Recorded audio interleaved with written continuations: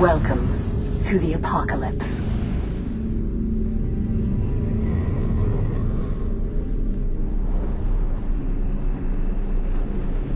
Hi, I'm Lee Hammock. I'm the lead game designer on Fallen Earth, and helping me today is Dave Hadish, who is our assistant project manager. He makes sure we do everything on time, and I try and make the game fun. So our powers combined hopefully make a fun game on time.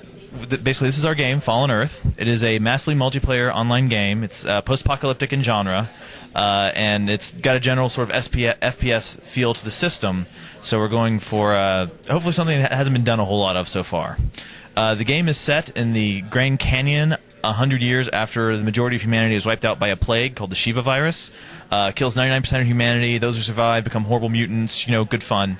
Like you just got to kill everybody to have the apocalypse. So we figured virus is good.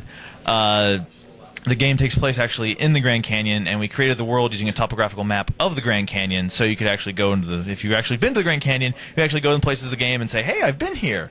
We make small tweaks for gameplay issues, but generally, overall, it is very much the Grand Canyon.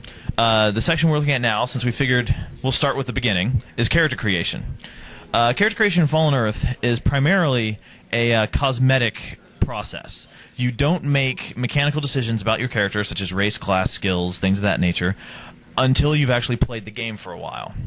We don't want people to make a choice and then think, oh, if I'd known how the game actually played, I would have never made that choice. We want people to basically make informed decisions on how they're going to play their character.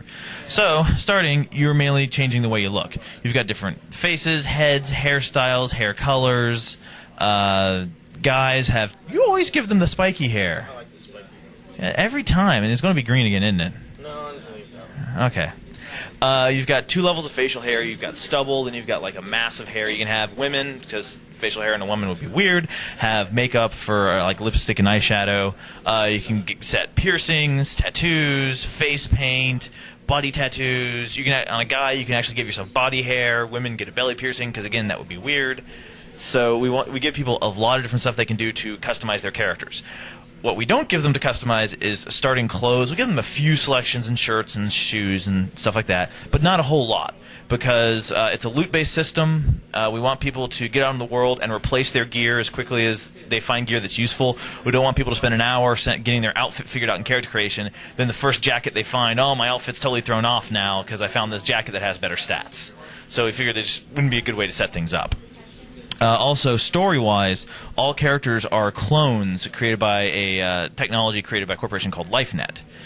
So all of you basically start out wearing the LifeNet jumpsuit that all clones are born with.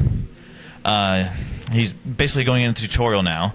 The tutorial is a single-player instance, so you can learn how to play the game in the privacy of your own instance without having to look like an idiot in front of everybody else.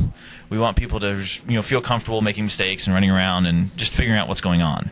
The tutorial takes place inside Hoover Dam. In the collapse of civilization, Hoover Dam was one of the last places to survive after the fall of civilization, because it can generate power for years without any fuel or other... Even if there was no one there, it could run for, I think, 3 or 4 years without breaking down. It's really quite impressive. So it's basically the last source of large-scale electrical power in the world. So it becomes the last bastion of humanity, and lasts for about 100 years until a real despot gets to be put in charge, all these different factions get pissed off, and you have a revolt. So you're basically stuck in the middle of this revolt through the remains of Hoover Dam, trying to get out before you get killed, and figure out what's going on.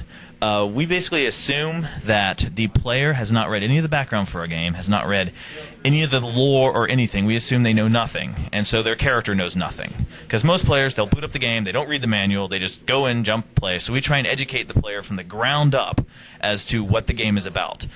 Through the tutorial, they get involved with a lot of the background, a lot of the different factions, so they really can figure out everything as they go, as opposed to having to stop and read stuff.